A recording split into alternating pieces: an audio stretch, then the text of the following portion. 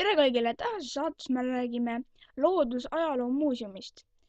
Loodusajaloomuuseum asub Soomes ja asub linnas Helsingis.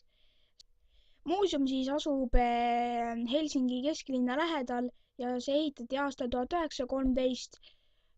Muuseum tegutses algusel koolina ja aastal 1924 ehitati sinna muuseum . Muuseumis on peamiseks eksponaatideks loomade skeletid. Esimesel korrusel on luude näitus. Teisel korrusel räägib Soome loodusest ja ka maailma loodusest. Tänaseks hakkab meie saade ära lõppema ja see oli meie hooaja viimane saade ja me kohtume jaanuarikuus. Nägemist!